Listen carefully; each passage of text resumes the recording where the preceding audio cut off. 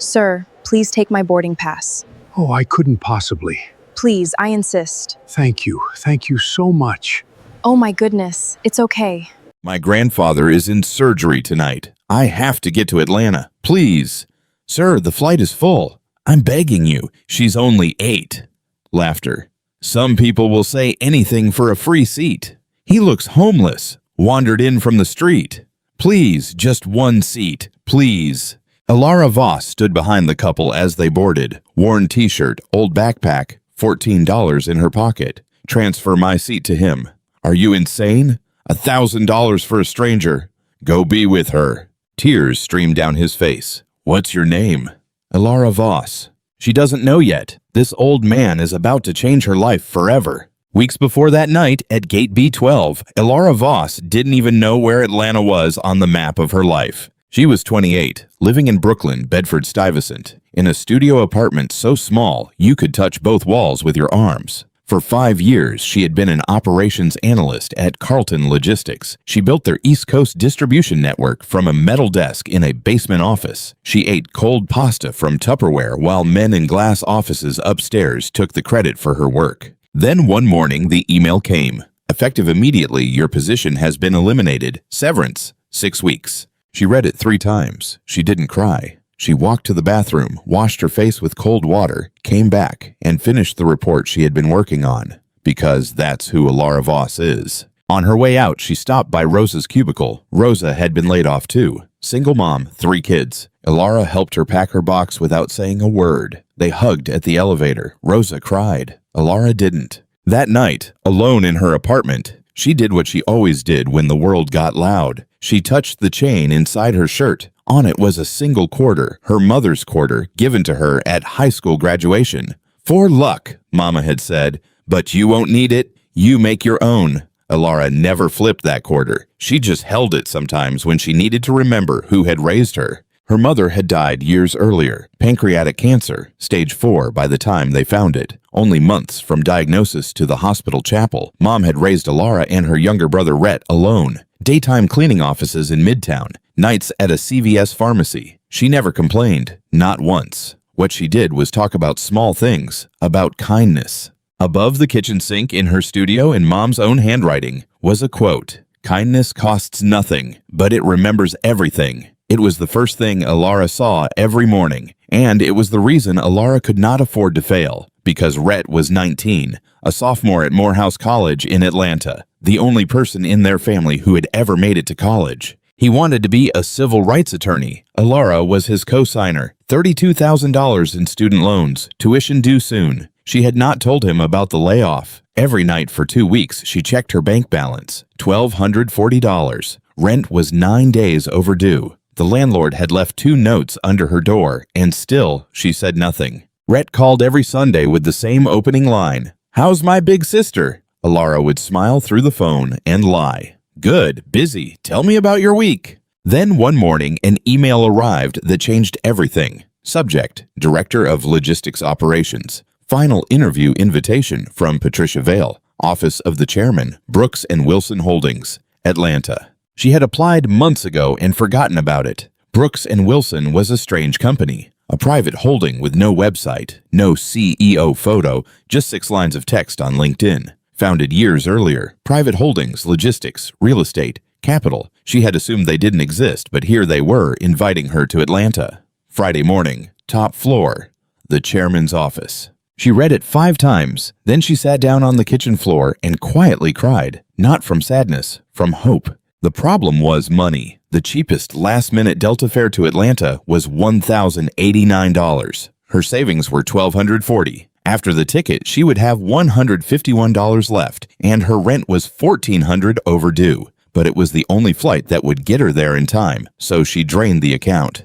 Then she walked 5 blocks to Gem Pawn on Atlantic Avenue. She laid her mother's gold watch on the counter. Mom had bought it herself for her 40th birthday, the only thing she had ever spent real money on. "What's it worth?" Alara asked. $250? It's worth $2,000. To you, maybe. She left with $250 in 20s, and the watch she would never see again. Thursday afternoon, she ironed her only white blouse using a borrowed iron from Mrs. Hale down the hall. She printed her resume at the Bedford-Stuyvesant Public Library on a free guest computer, 10 cents per page. She flattened the printed boarding pass 3 times with her palm until the creases disappeared. Before she left, she stood for a moment in front of the kitchen wall. She looked at her mother's quote. She touched the quarter through her shirt. Then she picked up her old backpack. Her hand tightened around the strap, a habit she had whenever her body knew something her mind didn't. By early evening, she was at LaGuardia. A northeast blizzard was forming somewhere over Pennsylvania. She counted the money in her wallet, $14.36, just enough for an Uber from Atlanta to downtown if she didn't eat. She sat down at gate B12 and waited for the last flight of the night. She did not know that across the country in Boston, a 64-year-old man had just been told his private jet would not be flying. She did not know that man would arrive at gate B12 in half an hour, coat too thin, hands shaking, voice breaking, begging for a seat. She did not know that the seat in her hand was about to become the most important seat in his life, and in hers. By late evening, the gate agent's voice cracked through the speaker. Final boarding call, Delta 2208 to Atlanta. This flight is at full capacity. But Alara Voss still hadn't moved from her seat at gate B12. Tessa Hale, the gate agent, had been calling standby names for the last 15 minutes. 11 of them. Not one had cleared. The blizzard had grounded 3 other Atlanta flights at LaGuardia, and every stranded passenger had crowded into B12, hoping for a miracle that wasn't coming. That was when he appeared. White hair, a worn tweed coat that didn't look warm enough for the season, old Oxford shoes scratched at the toes, a scuffed brown suitcase he was dragging behind him, slow, like the weight had become too much in the last hour. He was breathing hard. He looked older than 60. He looked like a man who had run. He stopped at Tessa's counter and set his hands on the edge. "Excuse me, I need to be on this flight." Tessa looked up from her screen. "I'm so sorry, sir. The flight is completely full. Next flight to Atlanta is early tomorrow morning."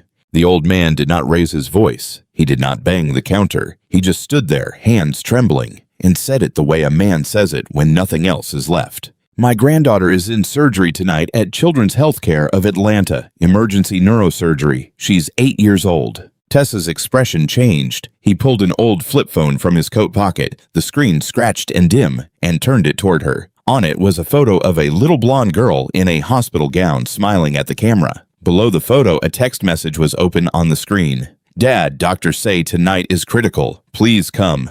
Tessa stared at the photo for a long moment. Then she looked at the line behind him. The standby crowd, the families with toddlers, the business people in winter coats, all waiting for the same single seat that did not exist. "Sir," she said quietly, "I want to help, but I don't have anything to give you." And that was when the cruelty started. A man in a Rolex stepped out from the boarding line, wool overcoat, polished black shoes, the kind of face that has practiced contempt in mirrors. He spoke loud so the whole gate could hear. "Step aside. Unbelievable. Some people will say anything for a free seat." A blonde woman beside him laughed, not loudly, just enough. She was holding a glass of white wine from the airline lounge. She leaned toward her companion and said it the way you would discuss someone's bad shoes. "He looks homeless. He probably wandered in from the street."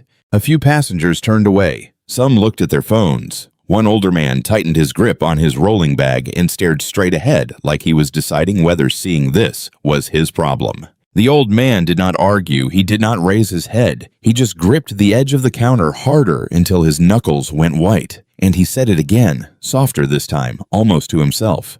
"Please, just one seat. Please." Alara Voss had not moved, but inside her shirt, her hand had risen to the chain. She held the quarter through the cotton. The metal was warm from her skin. She did not flip it. She did not pray. She just remembered. She remembered being 6 years old in a hospital waiting room in East New York. Rhett had been hospitalized for severe bronchitis. They didn't have insurance. Their mother had knelt, not begged, knelt, in front of the admitting nurse. Her hands were clasped together. "Please don't send him home. Please just keep him through the night." The nurse had let him stay. Alara remembered that night every time someone smaller than her needed something bigger than she had. She thought of her interview, the expensive ticket, the $14.36 in her wallet, the blouse she had ironed twice, the boarding pass she had pressed flat with her palm 3 times that morning. She thought of Rhett. She thought of Mom. She thought of the words on the kitchen wall. Then she stood up.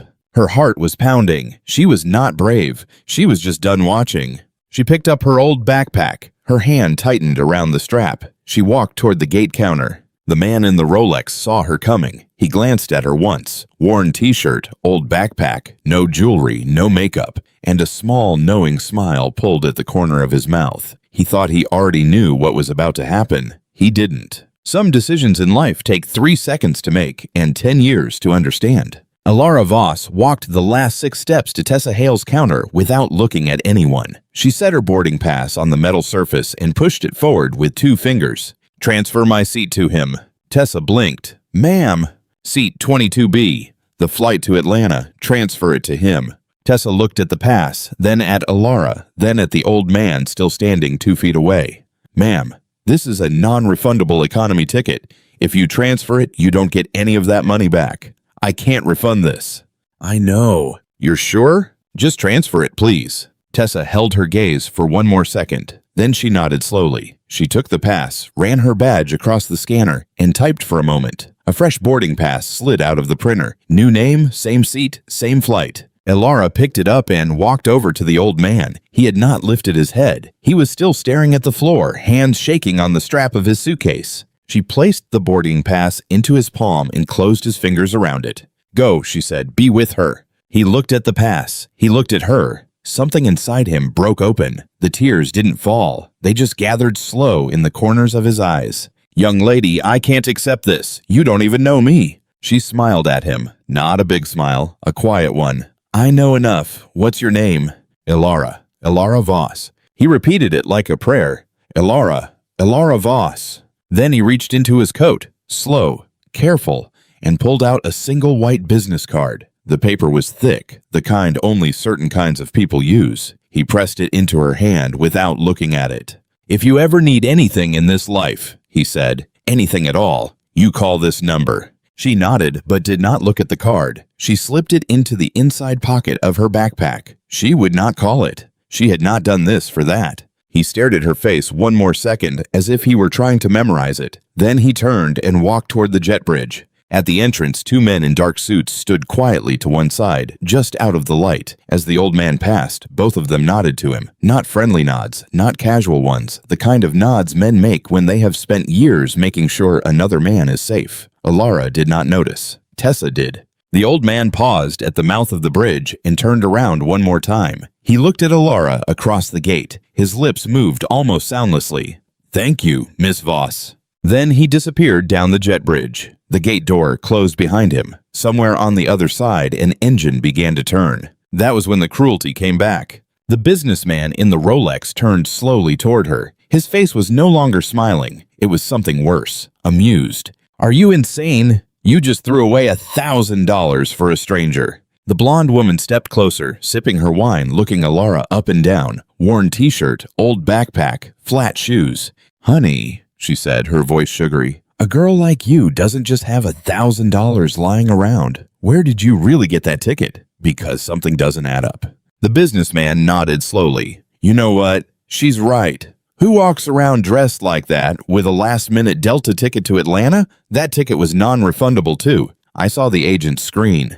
The blonde woman tilted her head. "Did you steal someone's credit card, sweetie? Is that what this is? Because if it is, giving it away to an old man doesn't erase what you did. The bank still gets notified." Alara did not answer. The businessman folded his arms, leaning against the counter like he was giving a lecture in a boardroom. "Look, I'm not trying to be rude, but statistically, people from certain neighborhoods don't book last-minute first-tier carrier tickets unless something funny is going on. I work in finance. I see the data." The blonde woman whispered, just loud enough to carry. "Probably one of those welfare scams. They get the credit card, max it out, and then play the kind stranger card so nobody asks questions. I've read about this." An older man in line lowered his eyes and pretended to read his phone. A woman near the window pulled her toddler closer to her chest. Nobody spoke up. The businessman, encouraged now, gestured toward the closed jet bridge. "And that old man, he's probably in on it. You two probably work together. Homeless guy plays the sympathy card, you play the sacrificing angel, and you both split whatever you stole.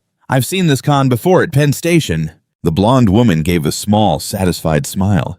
It's actually really insulting to people who legitimately save up for things. People like us work for what we have. And then girls like her come along and ruin it for everyone. The businessman turned to Tessa at the counter. You should call security, run the credit card. I'm telling you, this is fraud in real time. Tessa did not look up from her screen. Her voice came back flat and steady. Sir, the transaction cleared 9 days ago. The ticket is hers, was hers. The blonde woman scoffed. Of course you're defending her. Why am I not surprised? Tessa did not respond. She just kept typing. Through all of it, Elara had said nothing. She had not cried. She had not argued. She had not even shifted her weight. When the blonde woman finished, Elara turned her head and looked at her, not glaring, not pleading, just looking. The blonde woman's face twitched, and she looked away first. Then Elara bent down, picked up her backpack from the floor, and tightened her hand around the strap. She walked slowly back to the empty row of chairs she had been sitting in 20 minutes earlier. She sat down. She placed her hand over her shirt, over the chain inside, over the warm coin. She did not flip it. She did not pray. She did not move. Then she pulled out her old flip phone and typed a message to her brother. Hey, Rhett, taking a later flight. Don't worry. Love you. She put the phone down. Outside the window in the falling snow, the Delta jet carrying the old man was pushing back from the gate. Outside the gate, the jet's engines deepened. The plane began to taxi. Elara Voss did not watch it leave. She just sat there alone with $14.36 in her wallet and no flight to her future. And somewhere on that plane, an old man she had never met was crying into his coat sleeve. He was saying the same name over and over.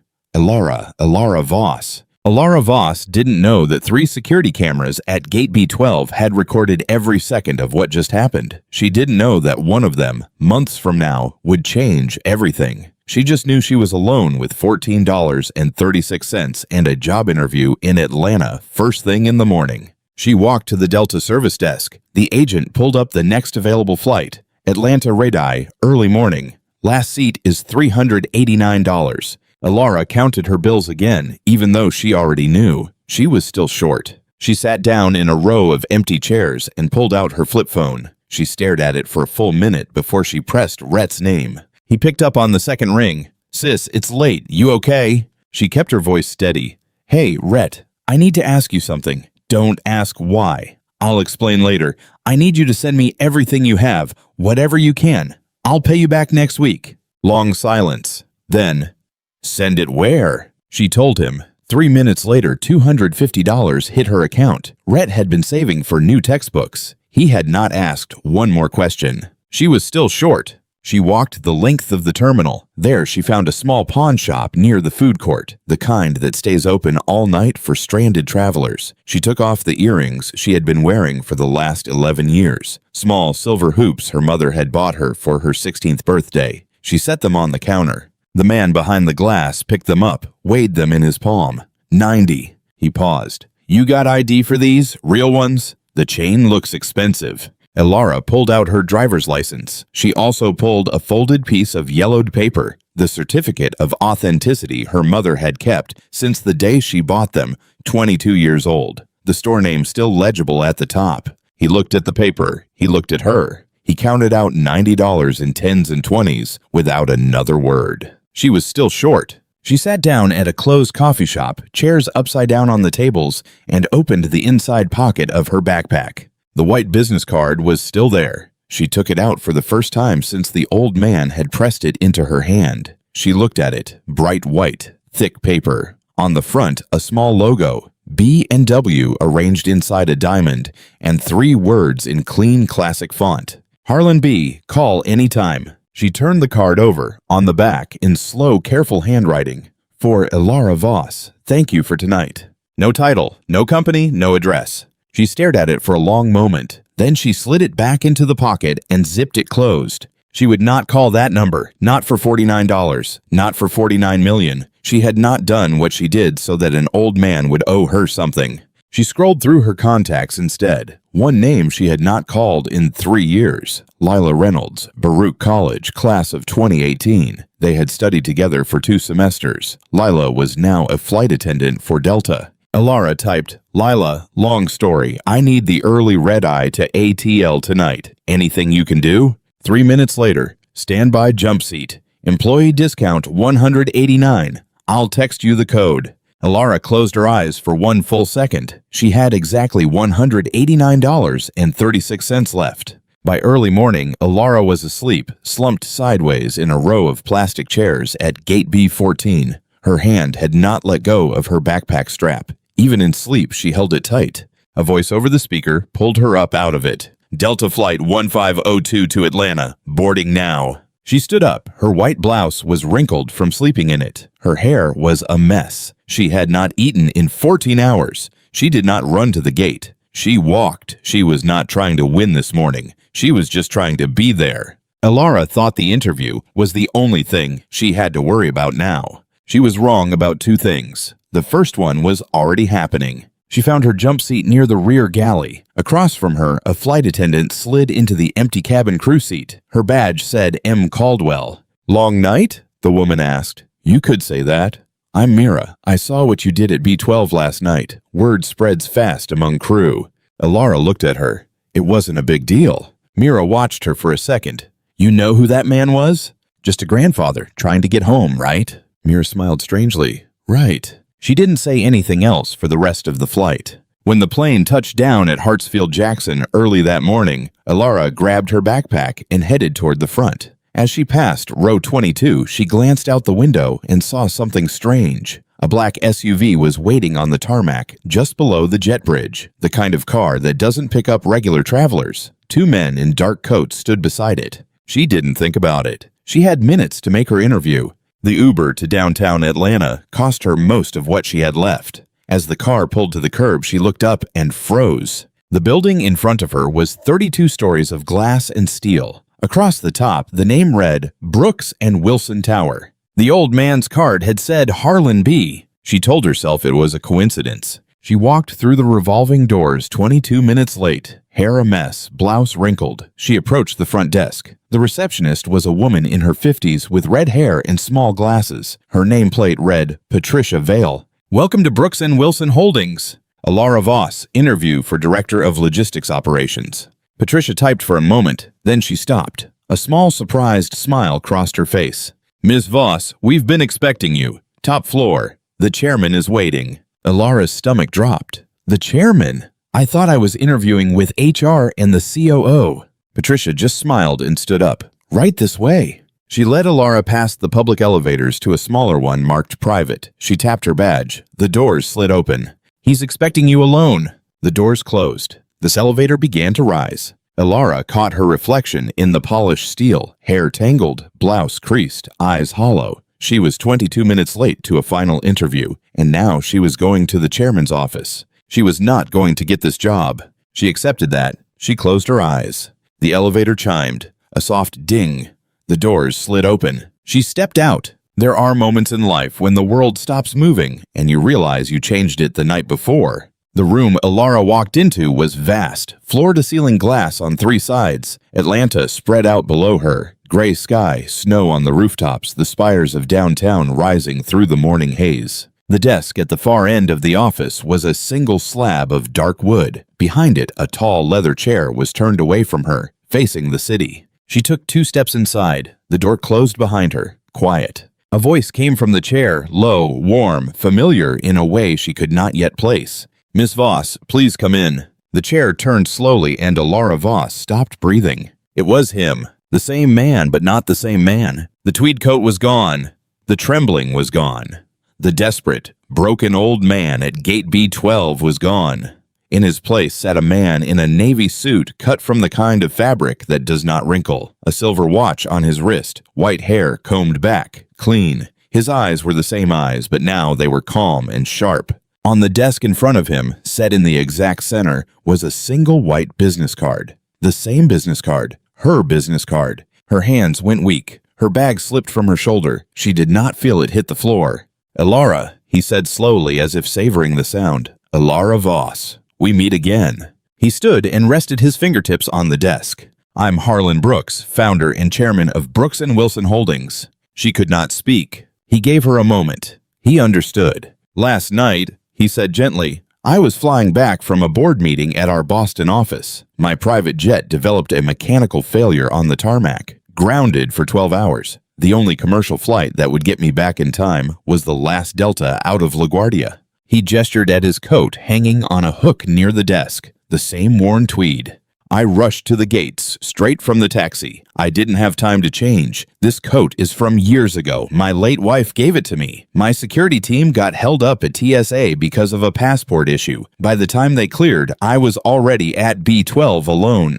Lila, he said, and his voice changed. Lila is my granddaughter. She's 8 years old. My son Daniel and his wife are doctors at Emory. They've been monitoring a congenital condition in her brain since she was 3. Last night, it became an emergency. They scheduled neurosurgery for late evening. He was quiet for a long second. If I had missed that flight, I would have missed the last moments before she went under. He looked at Alara directly. You gave me those moments, Miss Voss. Alara's eyes burned. She did not blink. Lila came out of surgery early this morning, he said. The next 24 hours are critical, but she's breathing on her own. His voice cracked just once. She squeezed her mother's hand, Alara. He looked at her. She squeezed her mother's hand because of you. Alara sat down without being asked. The chair behind her caught her. Until this moment, she had not allowed herself to think about what could have happened if she hadn't given up that seat. Now she did. For one full second, she let herself feel it. Then she pushed it back down, because that was who she had always been. Harlan let the silence hold. Then he said more quietly, I didn't hear what they said after I walked into the jet bridge, Alara, but I saw their faces before, and I can guess. Alara shook her head. It doesn't matter, Mr. Brooks. It matters to me. His eyes were steady. Because they didn't just insult you. They insulted the only thing in this world I still believe in. He stood and walked to the window. He looked out over the city for a long moment before he turned back to her. I've spent 40 years building this company, he said. I've negotiated with senators, with Saudi princes, with hedge fund managers in suits worth more than your apartment. Every single one of them looks at me, and they see what I can give them. He came back to the desk. Last night at Gate B12, a woman who had every reason to look at me the same way looked at me and saw a grandfather. He paused. Do you know how rare that is? Alara found her voice. It was small.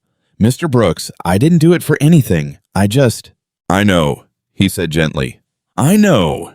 That is exactly why I'm offering you what I am about to offer you. He picked up a thick folder from the side of the desk and set it in front of him. He did not open it yet. He just rested his hand on the cover and looked at her. He took a breath. He was about to begin. That was when the door behind Alara opened. A man's voice came in fast, professional, distracted. Mr. Brooks, sir, I have the quarterly logistics report. The voice stopped mid-sentence, mid-step. Alara did not turn around. She didn't have to. She already knew that voice. She heard the papers begin to slip slowly from a man's hand. She heard the sound of a stranger realizing exactly who was sitting in the chair across from him. The man in the Rolex from Gate B12 had just walked into Harlan Brooks' office. There are 2 kinds of people in this office this morning. Only one of them is going to be here after lunch. Harlan Brooks set the folder back on the desk. He turned his head slowly toward the door. Mr. Crow, glad you joined us. His voice was light, almost conversational.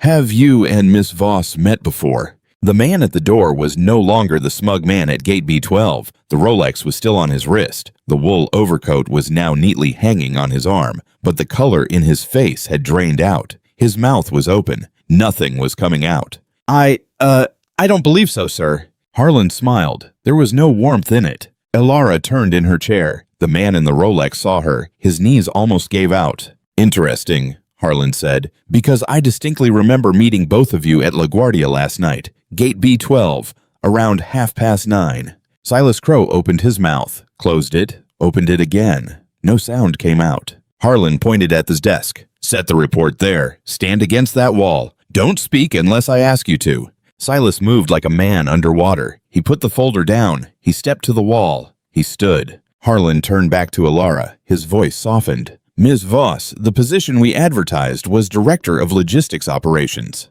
He slid the thick folder across the desk toward her. I'd like to amend that offer. She did not touch the folder. She just looked at him. He opened it for her. The first page was a contract. The top line read, Offer of Employment, Vice President of Operations. Underneath, base salary $285,000 per year. Equity 0.5% common stock vesting over 4 years. Sign-on bonus $120,000 payable within 30 days. Alara read it once, then she read it again. Her hand stayed flat on her lap. "Mr. Brooks," she said softly, "this is not what I applied for." "I know, and I need to ask you something. Please be honest with me." "Always." "The other candidates, the ones who were ahead of me, what about them?" Harlan's expression did not change. He had been waiting for this question. Maybe he had hoped for it. "There were 6 finalists for the original position," he said. "After 2 rounds of screening, you ranked 3rd last night did not change that screening, Alara. It changed what I needed in this role." He folded his hands on the desk. "I have plenty of executives who maximize shareholder return at any cost. I don't need another one. I need a VP who maximizes shareholder return and who still recognizes a grandfather when she sees one. The first I can teach. The second, I cannot." He paused. "I am not offering you this job because of what you did last night. I am offering you this job because of what you did last night, and because your resume says you spent 5 years building a logistics network from scratch at a company that didn't deserve you." He met her eyes. "The first is character, the second is competence. I promote on both. Anything less is charity, and I don't run a charity." The room was very quiet. Alara sat there for a long moment. Then she reached forward, picked up the pen on the desk, and turned to the signature line on the last page. She signed. "My mother used to say kindness costs nothing, but remembers everything," she said quietly. She was wrong about the first part, but she was right about the second. Harlan's eyes softened. "Welcome to Brooks & Wilson, Miss Voss." Then, without looking at the wall, he said, "Mr. Crow." Silas straightened. "Yes, sir. You've been at Brooks & Wilson for 14 months. Harlan's voice was steady, flat, professional. "Last night you publicly mocked an elderly man at an airport gate, a man who, as it happens, was the founder of your company." Silas's mouth opened. Harlan raised one finger. "I haven't finished." Silas closed his mouth. "You didn't just mock me, Mr. Crow. You publicly accused a black woman of theft, of welfare fraud, of racial stereotyping at a Delta gate in front of witnesses with cameras running." He let that sit. "Brooks & Wilson's Code of Conduct, page 4, paragraph 3, requires every employee to treat strangers with the same respect they show executives. You signed that document on your first day, but that's not the only document at play here, is it? There's also defamation law." Silas went the color of paper. "Sir, I didn't know." "Don't." Harlan raised his hand. "Just don't. The defense, 'I didn't know who he was,' is the same defense as 'I would have been decent if I had known he mattered.' That is not a defense in this office. It is the disqualification." He turned to the phone on his desk and pressed a single button. "Carol, send HR to the chairman's office. Termination for cause. Effective end of business today. No severance. Mr. Crow will be escorted from the building." He hung up. Silas stood there, mouth open as if waiting for the room to reverse what had just happened. It did not. He turned. He walked to the door. He did not look at Alara. He did not look at Harlan. He left. The door closed behind him. Harlan turned to Alara. "Your first executive decision, Miss Voss. Was that fair?" Alara thought for a moment. "Yes, sir," she said. "He earned it." Harlan nodded. "Welcome to the chair." In the months that followed, the office of the Vice President of Operations would see more change than the 14 years before it combined. The first 3 days happened fast. Alara signed the lease on a 2-bedroom corporate apartment in Midtown Atlanta on Monday afternoon, funded by Brooks & Wilson, 6 months prepaid. She bought her first real work suit from a department store on Peachtree on Tuesday morning, navy, the same color Harlan had been wearing that day. 2 weeks later, Rhett called her in tears. An email from the Brooks Family Foundation had landed in his inbox that morning. Full tuition, living stipend, books, nothing to repay. He kept saying, "Are you sure, sis?" Until Alara finally said, "Rhett, they didn't even ask me. They just looked at your grades."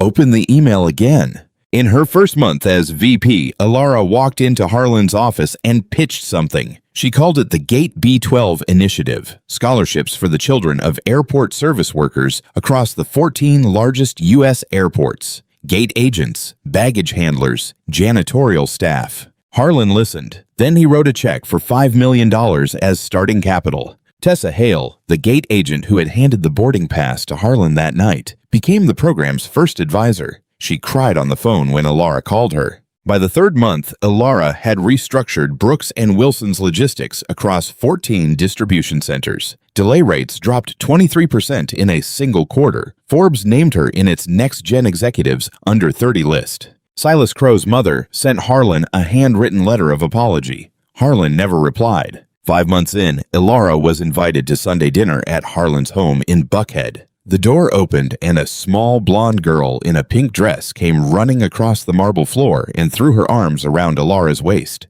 "You're the lady who let Grandpa come see me." Ilara knelt down. Her voice was thick. "Your grandpa came because he loves you very much. I just helped him a little." Daniel Brooks, Harlan's son, stood in the doorway with tears in his eyes. "Miss Voss, my family owes you everything." Ilara shook her head. She didn't say anything. Meanwhile, somewhere on the internet, the world was catching up. A former Delta employee had leaked the Gate B12 security footage to TikTok. The video was 26 seconds long. It showed Ilara handing the boarding pass to a tweed-coated old man, followed by the businessman's smirk and the blonde woman's whispered cruelty. It went viral in 6 days, 23 million views. The hashtag B12 witnesses trended for a full week. An independent education fund tried to start a scholarship in Ilara's name. She politely declined. They renamed it the Heritage Coin Scholarship instead, after a small detail she'd mentioned in passing to Forbes about her mother.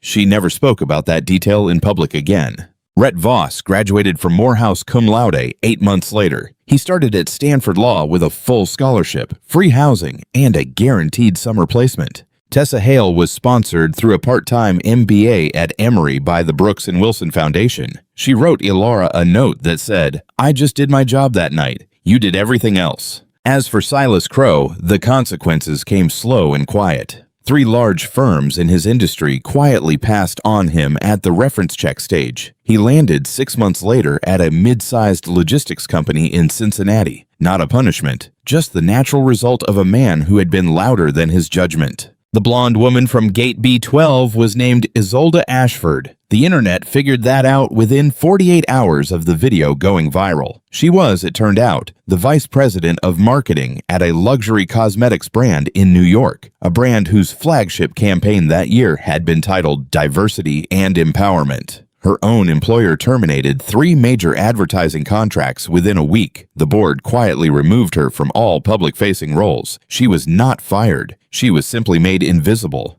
A reporter from CNN flew to Atlanta to ask Ilara for a comment. Ilara gave one sentence. "I have nothing to say about that woman. She said enough for both of us." And that was the end of it. 1 year later, Ilara Voss walked back into LaGuardia.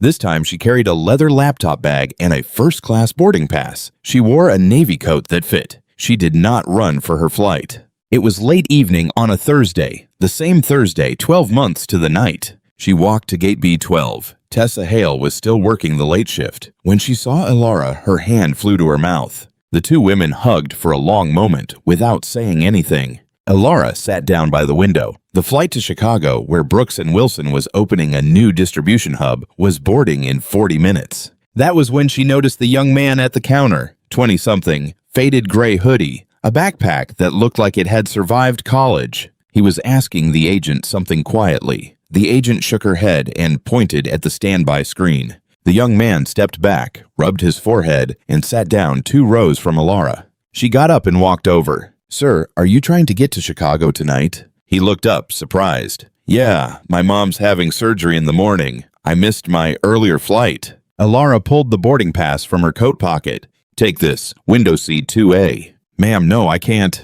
"You can," she smiled. The same quiet smile she had given an old man at this same gate 1 year ago. "And someday, when you're in a position to help someone, you will." She placed the pass in his hand and closed his fingers around it. He stared at it. He stared at her. He could not seem to find the right words. She didn't need him to. She did not give him a business card. She did not tell him her name. She just turned and walked back to her seat. She opened her laptop. She would catch the early red-eye in the morning instead. On a regular economy ticket, she would pay for herself. Harlan would never know. No one would. That was the point. 18 months after that first night, Gate B12 Initiative had awarded 489 scholarships across 14 airports. Ilara had been promoted to Chief Operations Officer at the 11th month of her VP tenure. That spring, a third-grade teacher at a private school in Buckhead read aloud an essay submitted by one of her students. The essay began, "My hero is a lady I met when I was 8. Her name is Elara. She gave my grandpa a seat on an airplane so he could see me. That's why I want to be kind, too." Inside Elara Voss's coat pocket, on a thin chain around her neck, an old quarter rested quietly against her shirt. She had never flipped it. She didn't need to. The world judges people in 3 seconds, by what they wear, by what they carry, by the color of their skin. But Elara Voss looked at a tired old man and saw a grandfather. That kind of kindness is rare. That kind of kindness changes lives. And sometimes when the world isn't watching, it changes the lives of the people who give it to. Kindness never asks who is watching, but life always remembers. If this story moved you, drop a heart below, share it with someone who needs to hear it tonight, and subscribe because part 2 drops next Friday. Elara's first year as COO, the lawsuit Silas Crow is now threatening to file against Brooks and Wilson, and the unexpected message Lila Brooks sends to her grandfather on the anniversary of that night. Good hearts deserve good endings. We'll see you in the next one.